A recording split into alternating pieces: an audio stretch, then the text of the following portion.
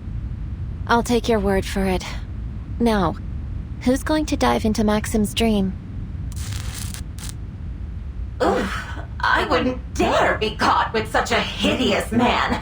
That hole in his head was practically an improvement. Me! Let me try!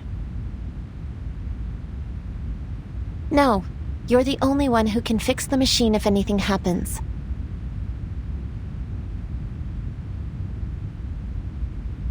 I'll go. I have experience stream diving. You may require the assistance of someone familiar with polymer-based technology. With your permission, I will accompany you, comrade. It should be possible to send you both. I've created an interface on the device that Left can plug into directly. I suggest against it. We can't afford to lose both of you. Your concern is noted, Miss Mesmer. But the risks are greater if either of us goes alone. I'm going to need a long vacation after this. Verton, put the helmet on. Left, plug in. There may be a brief tingling sensation, but don't panic. It won't last. A tingling? Yes, one of the side effects of artificial somnambulism. Understood. Ready to connect.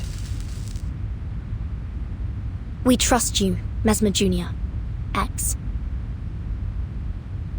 Appreciate it, Verton. I'll fortify the room as best as I can. We should be able to hold out for now. All right.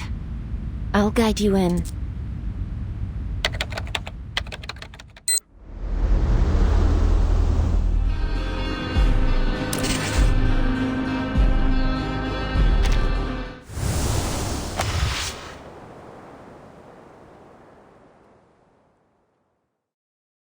Mama, when will you be back? Before you know it, Vanya. Will I see you tomorrow? Mama? Mama?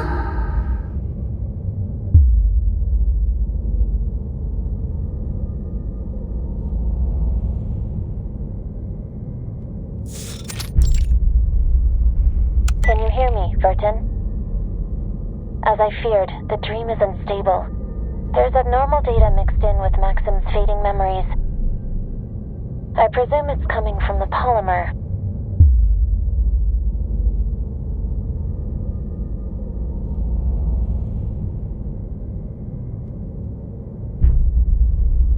I hear you, Mesmer. I think the room I'm in must be Maxim's home. This dream is likely to be different from anything you've ever handled before. I don't know what lies ahead. I'll be ready. Just keep things running up there.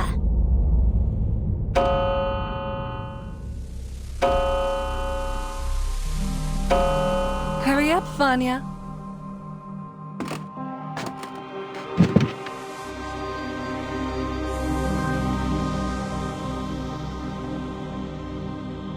You'll have to head straight to school after breakfast. Remember what I told you. Wash your hands, keep your mask on, and apply disinfectant as soon as you get home. That's right.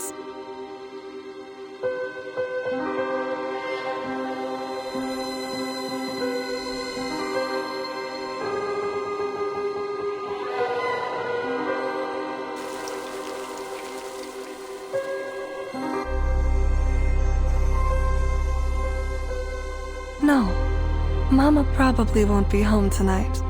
Neither will Papa. Have you finished? Off to school then. Let the teachers know right away if you feel ill. Understood?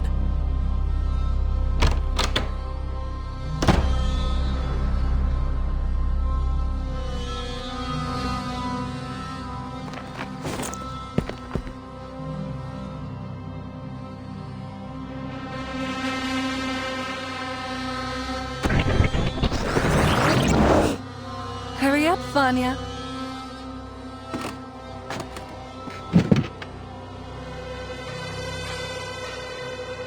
Wash Wash your hands, keep your mask on, and apply disinfectant as soon as you get home. This subliminal That's space bears notable similarities to Limbo.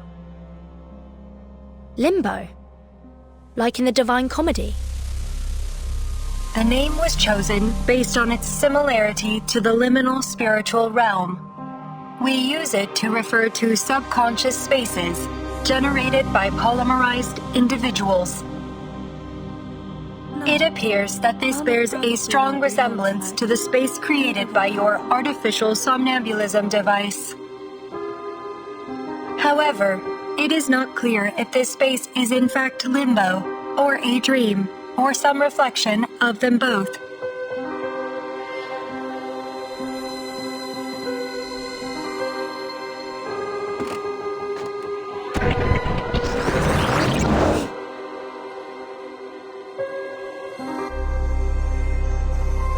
We're on a deadline, remember? We need to induce Maxim to recall his password. As soon as you get home. But try not to push him too hard. There's no telling what additional stress might do to the dream state. We're already operating in the margins. Maybe start by collecting clues from the surroundings. This moment must be from Maxim's childhood. Do you have any idea what's going on? No. Speculation.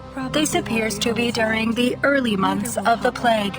During this time, hospitals were overloaded, and doctors were often forced to work long hours, isolated in quarantine zones.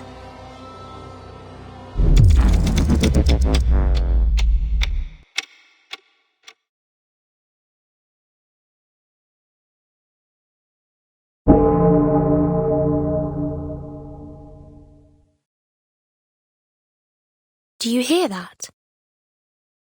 They are announcing funerals, Comrade Doctor.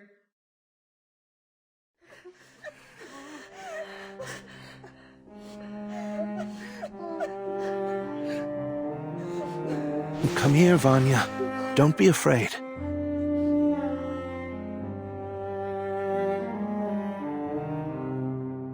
That must be Maxim's father. Your mama is fine. I got a call from her earlier. She's just too busy to come home. You know, your mama is very brave. She is doing a great service for us all. Someone must go to the hospitals and take care of all the sick. I know you miss her. So do I. But there are others that need her more than we do now.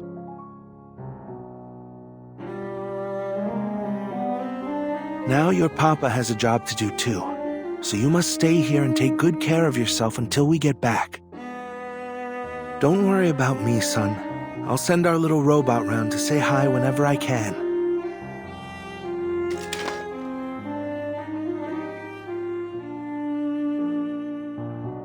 That sickness has hurt many people, but your papa will do something to stop it. Since robots never get sick, we'll have them keep the world spinning. That is how we will save our land and our people.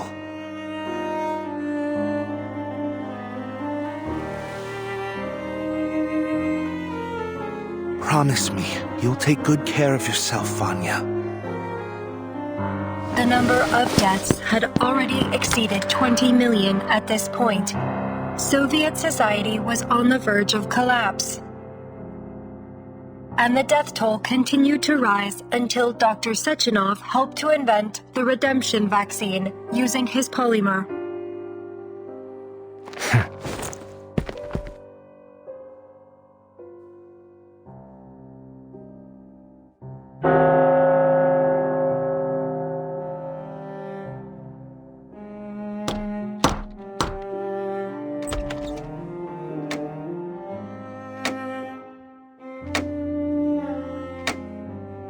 You're mistaken, comrade. We're not your parents.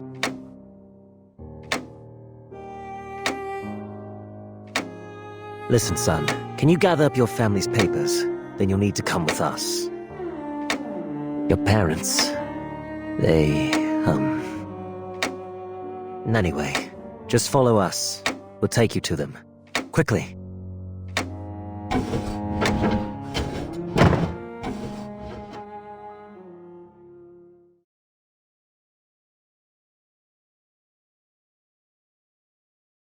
I think that might be all that's left of his memories.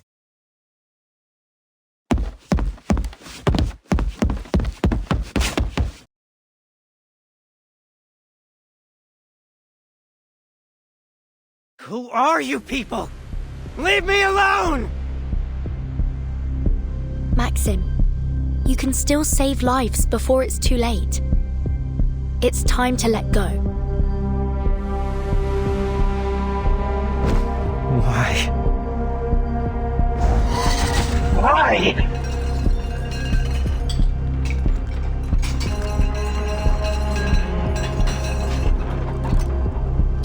The day I left with those men, I saw my neighbor hugging her mother. She was back from the hospital. I remember they had a robot carrying their suitcases. One just like my father made. She survived. She didn't leave her child alone. Why me? Why my family? It isn't right! My mother had saved her! My father made the robots that took care of them. But they didn't get to come home. They left me alone. And all I had to remember them were the tattered medals the government gave me on their behalf. I never learned where they were buried. They could be lying in some unknown, unmarked pit. Or buried away ass! I know all too well how painful it can be to accept your loved one's sacrifice. But we have a responsibility to ensure their deaths were not in vain.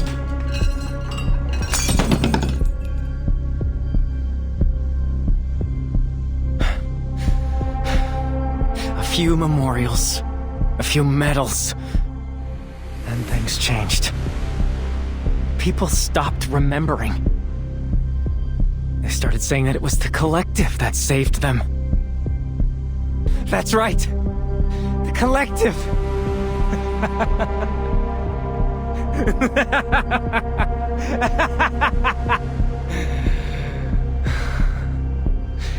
The collective. What a glorious, heartwarming name.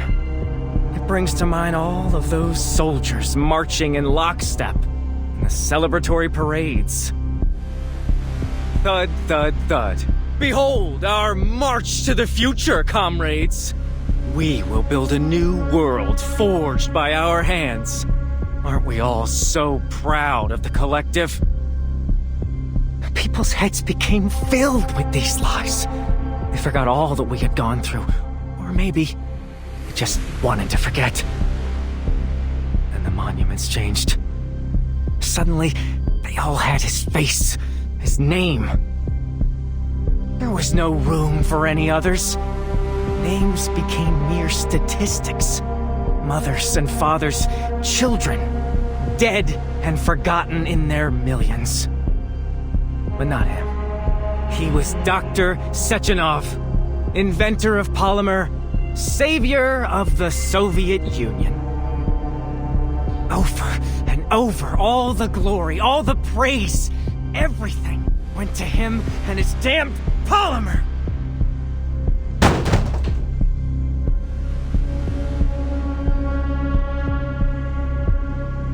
How can that be?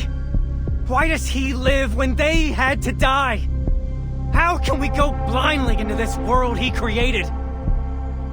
Our graves were just stepping stones on his march of progress. Men like Sechenov only look forward to their bright and limitless future. To them, the sooner the dead are forgotten, the better. That isn't true, Maxim. Of course, the ones that survive should mourn and honor those they lost. But we also have to move on. Not to forget, but to build again. You let yourself be trapped in the shadow of your loss, but I know your parents wouldn't have wanted that for you. Don't tell me what they think!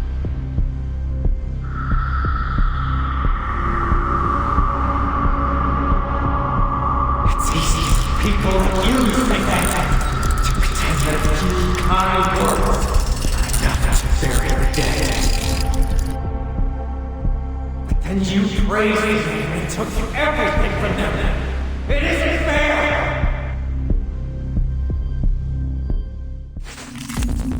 Prepare to engage.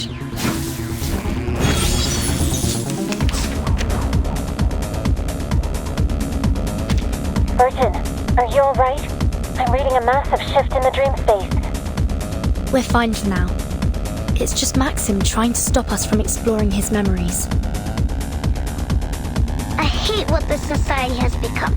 They forget so easily. Those pocket watches are whispering something. Don't listen to them. If they impact your emotional state, it could have unpredictable effects on the dream. So obvious. In memory of the dead. Encryption complete. Polymer release function engaged. Interacting with polymer. Polymer release function engaged.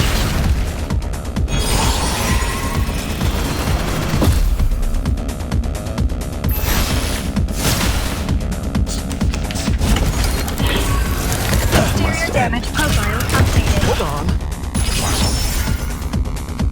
My attacks have been nullified. Maxim's threat level has increased. For your safety, please stay close, Comrade Doctor. They deserve to feel all the pain they try to bury. It's only fair. His condition appears to be deteriorating. Friendly reminder. Your emotional disposition may influence the dream's stability over time. Keep steady. Understood. We'll do all we can to pacify him as soon as possible. Sacrifice holds meaning only in its warning. Life is delicate and easily lost.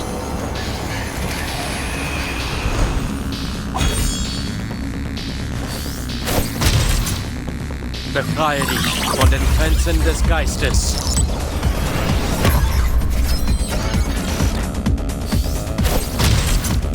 E-code complete. Inherent defect captured. Time for the curtain call.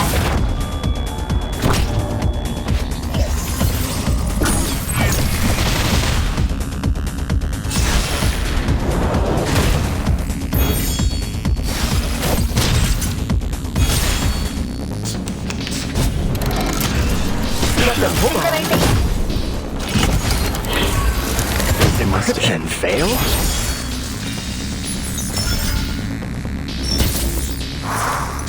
The data's coming faster than we can process it.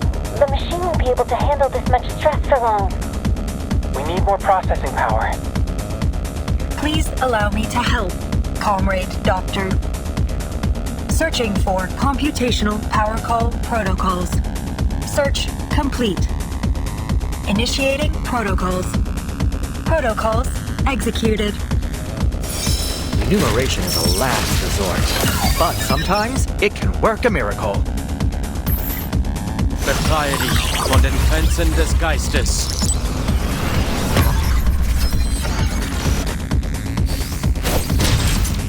A flood of information. Secure channel created. Repolymerizing. Interacting with polymer. Polymer release function engaged. Repolymerizing.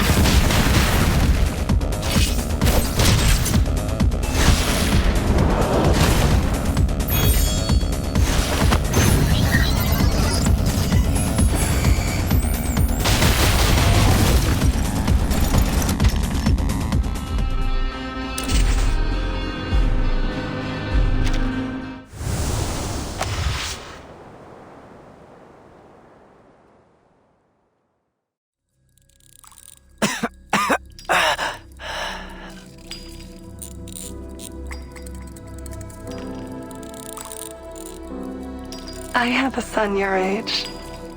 Maybe you two can play together when you're feeling better. no.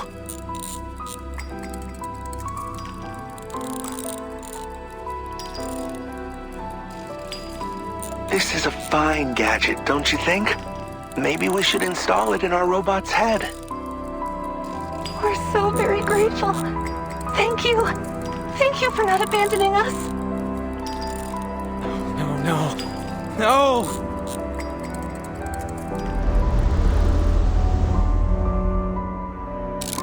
Papa?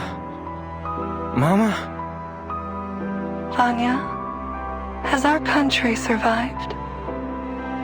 Yes, Mama. People are even growing flowers again. I picked your favorites, but I couldn't bring them to your funeral. Are you taking good care of yourself? What is life like now? Are the people happy? Life is... I wish I could see all the latest technology. What can robots do now?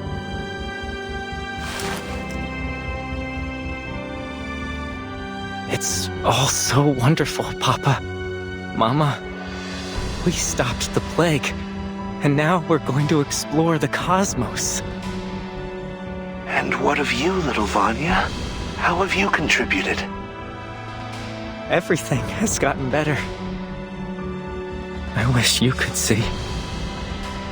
We're just happy to know things are better now. Though, I admit, I am jealous of you. Shouldn't you be angry? They're enjoying this world because of you. But they don't even know your names. They don't know what you gave up for them. What I lost for them. Why should we be angry, son? All that we did was in the hopes that the future would be brighter for our people and for you. The future is yours now, Vanya. All we want is for you to make it a better place. Don't let us down. He won't. I know our little Vanya has grown into a good man.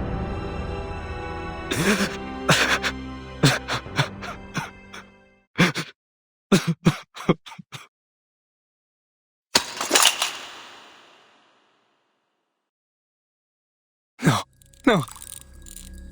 Mama, Papa, don't go. They have to go, Maxim. That's just the way of things.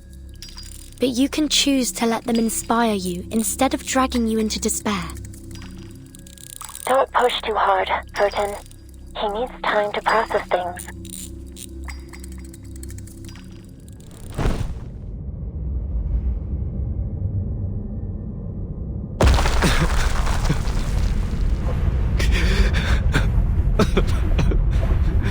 I want to go home. Warning, data overflow detected. This space may be compromised, comrade. She's right, Vertin. I'm reading a cortisol spike. You don't have much time before his brain activity shuts down.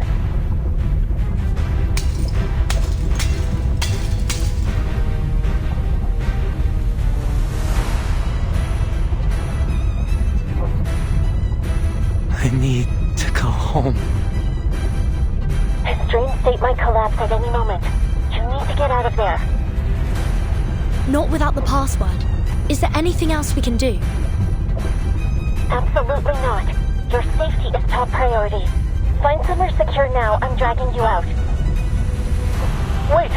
That fluid must be Polymer. It might still have an imprint of his memories. It's our last chance.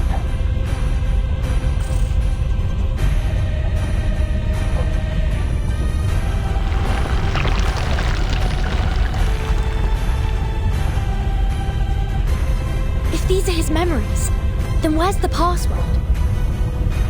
Did you hear me, Vertin? Get out! Give me more time. I can still find it.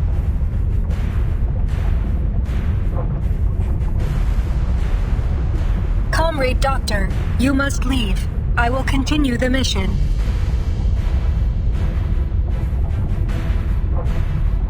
What do you mean? How? My sensors and processing ability are more efficient than yours, comrade. I will have a higher chance of retrieving the password in the time we have left.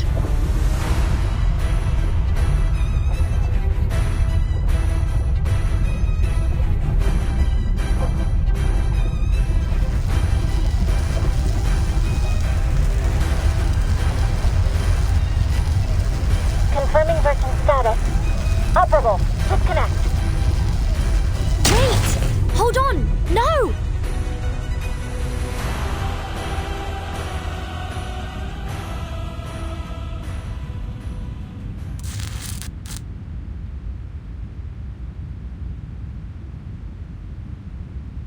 Damn, you actually made it.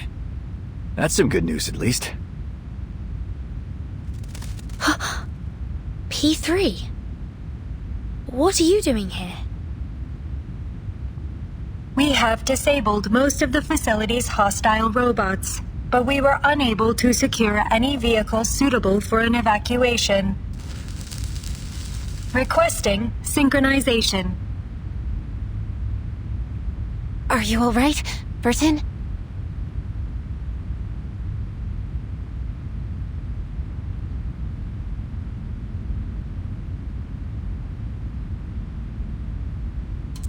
I'm alright, Mesmer. But left is still inside. Before I got out, she... Synchronization complete. Please allow me to provide help.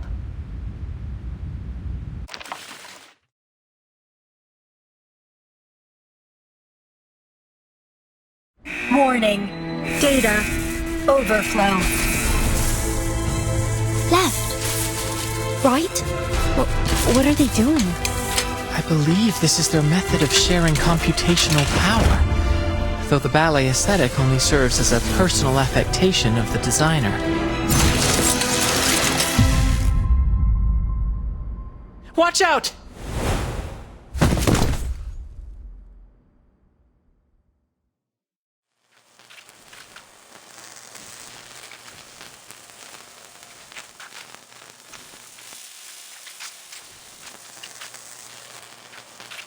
Password and antidote composition secured.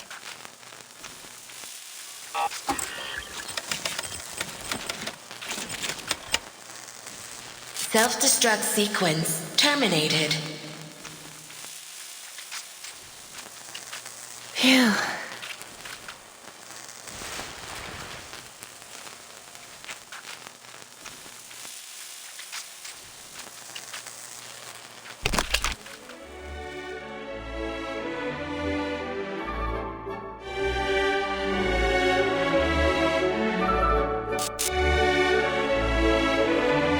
What is it? Are you alright? That song.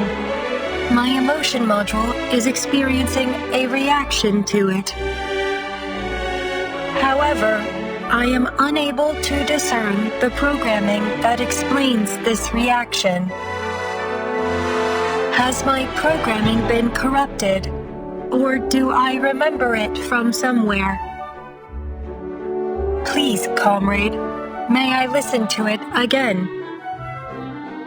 It's a beautiful song, isn't it? I suppose even a robot might find it touching. Touching, yes. Added to database. Something's irked me this entire time. If the twins were able to access artificial somnambulism, that must mean they have a consciousness. Perhaps they can even dream. Were we still within your artificial somnambulism? Or was it only limbo after all? Can I dream? Of course you can. Bots like you and Charles gotta have feelings, right? Why else would he be such a pain in my ass? Seems like a question for another time, though. You two should get yourselves repaired. I don't want the boss to blame me for you ladies falling apart. Damn. There is something familiar about that song, isn't there?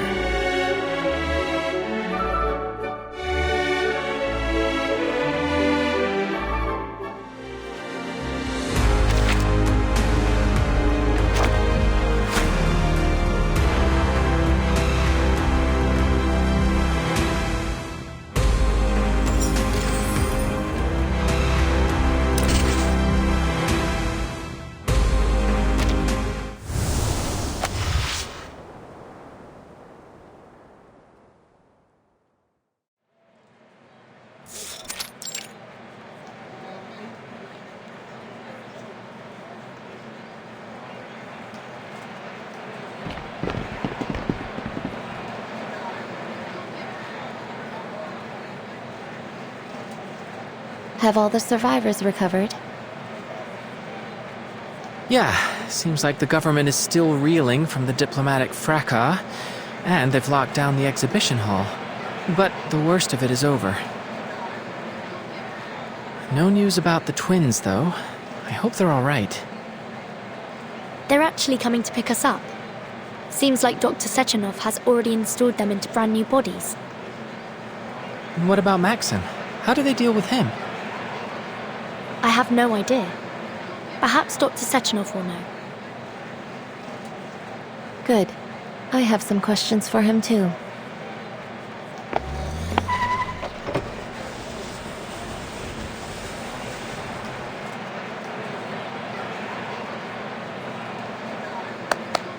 If it isn't our young scientists, what a pleasure to get a chance to see you once again. If only I had time to sit and chat. It's good to see you as well, Dr. Sechenov. I am dreadfully sorry to have dragged you into all this, comrades. Yet I must commend you on your heroic efforts during this crisis. You saved many lives, and for that I am grateful. Would you allow me the honor of shaking your hand?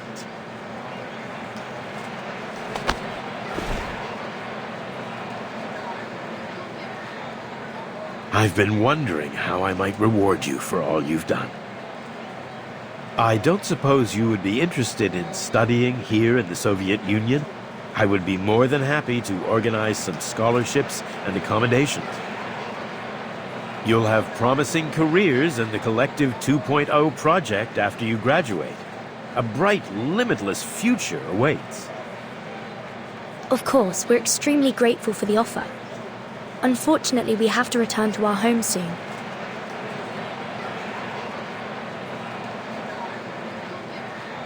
Dr. Sechenov, I must be frank. We're deeply concerned about the safety of Collective 2.0 after these events. Are you really going to proceed with the launch?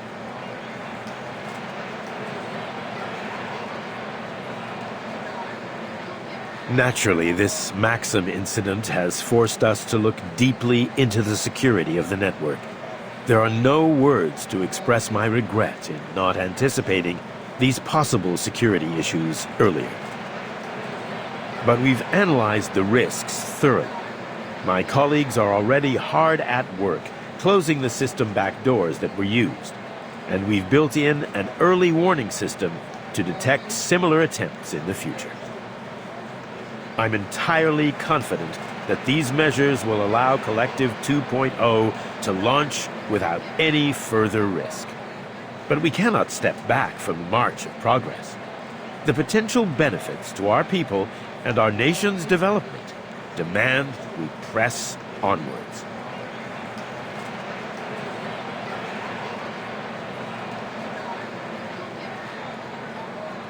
The March of Progress.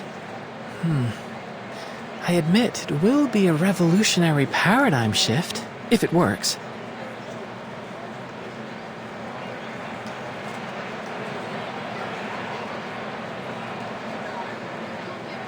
Of course it will. We stand on the threshold of a perfect society, the goal of my life's work, and that of every Soviet scientist.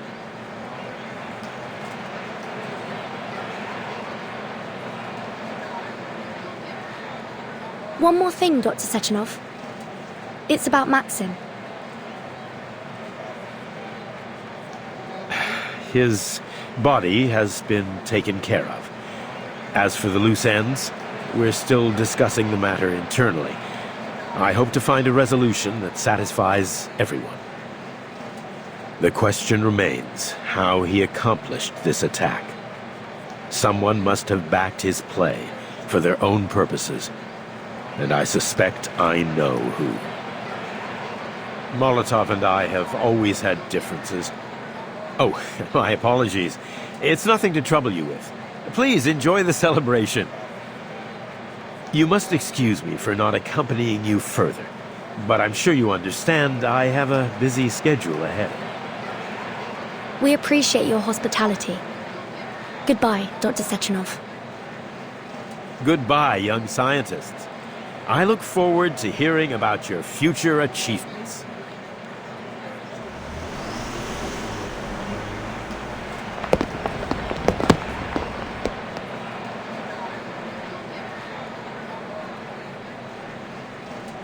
Hey!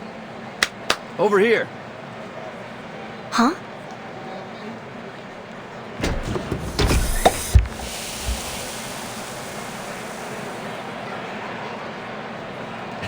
This celebration's not too shabby, honestly. You kids want to have some fun before you head out?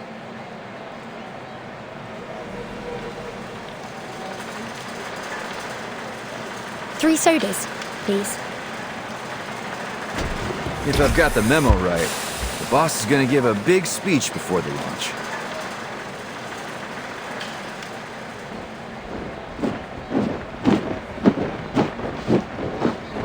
What's that formation? Let me see. The banner says, "Families of Fallen Heroes." In memory of those who sacrificed everything for the Soviet Union.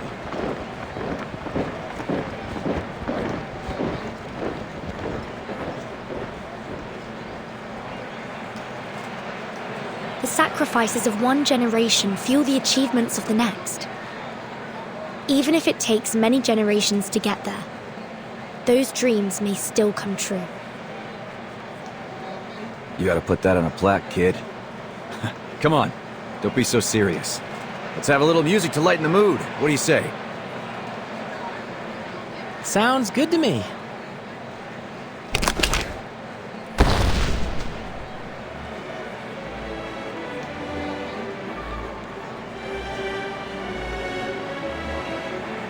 You rigged that up in the hospital?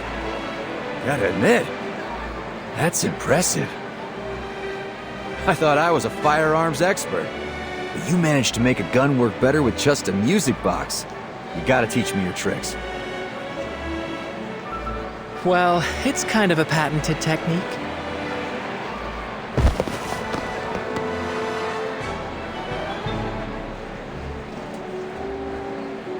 They seem to be getting along well. Typical boys. I still find myself thinking about how Left reacted to this song.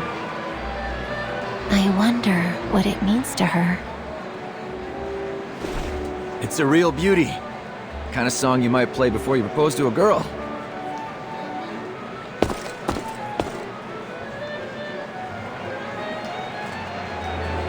What's it called? That would be Waltz of the Flowers, Major. Yeah. Figures it'd be something like that. Can't shake the feeling I've heard it somewhere. No clue where, though. It is a popular song. I wouldn't be surprised if you had heard it before. Nah, it's more than that. It's sticking to me. Like it meant something to me before I lost my memory. Maybe I really did propose to someone with that song. I can only imagine they chose the song then.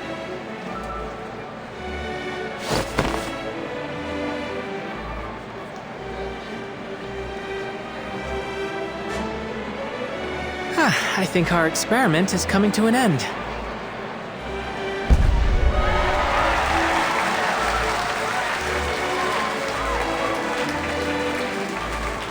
Mama, that's my balloon! Which one? I don't know which one, but where are they going? To the future. Have you decided on a souvenir for Madame Lucy? Well...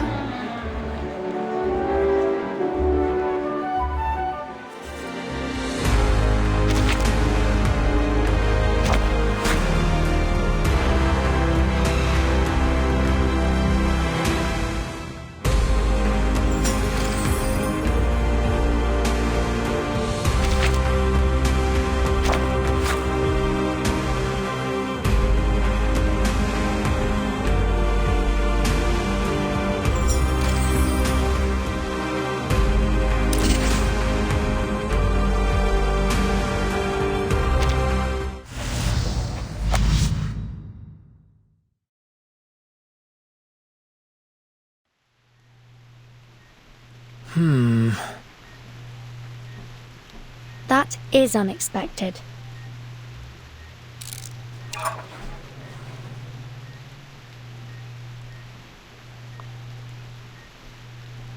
Is this the hydrogen cell that you mentioned?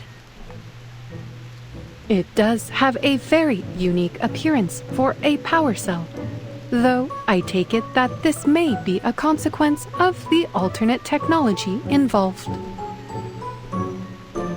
No, it's not a power cell.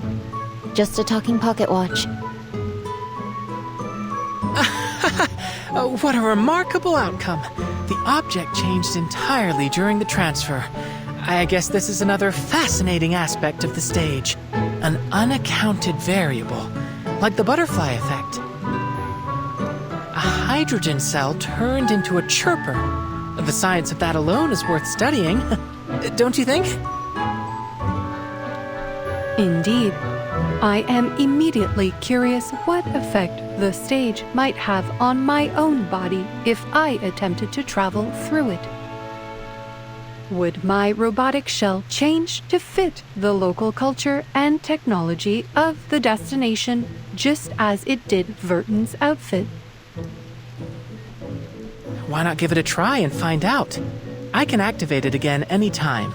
It's about time you took a vacation, Madam Lucy. Should you intend to visit again, I will make certain to register you as legal visitors.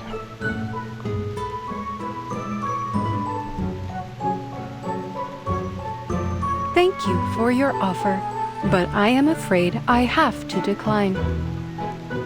I believe our team is in need of an immediate physical examination after the events they have gone through, in particular, to determine the effects of a certain injection. Personally, I'm entirely intrigued by the possibility of keeping this polymer in my bloodstream.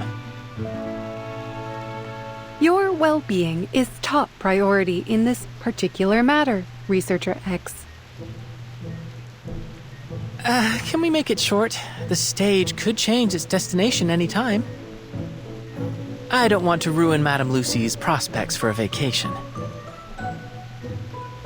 You'll need a thorough examination, I'm afraid.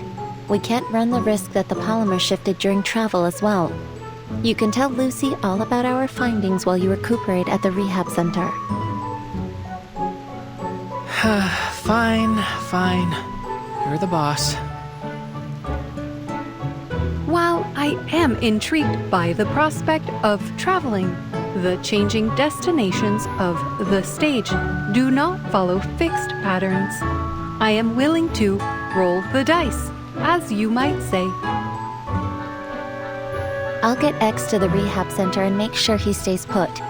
Why don't you spend some time here while you can, Madam Lucy?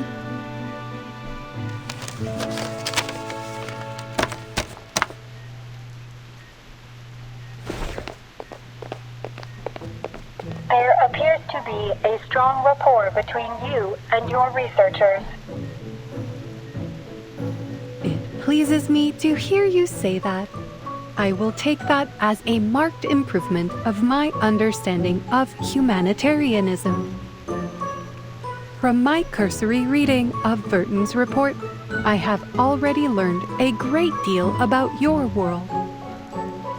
Despite running dozens of simulated scenarios, I still find it hard to pinpoint the divergence between our world's respective technological progression. Another fascinating element of scientific discovery. Scientific development is often shaped by the demands of the environment.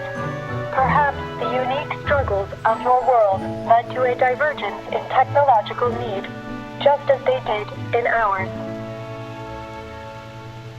If I have learned anything from humans, it is that their greatest motivation is and has always been survival. It is admirable, even if it can lead science towards destructive paths. The greatest danger lies in giving up and dwelling in the mistakes of the past. I have lived through many generations of human technology and observed their progress firsthand.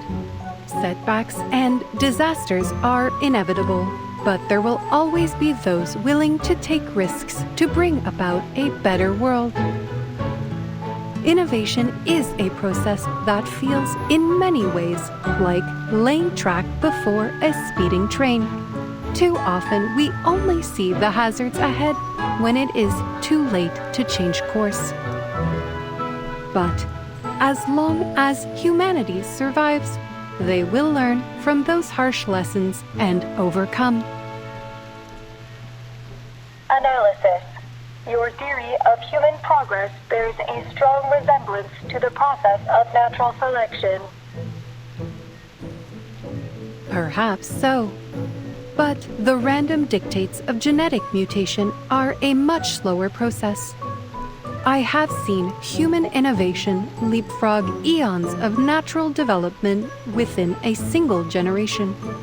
I am excited to see where they will go next.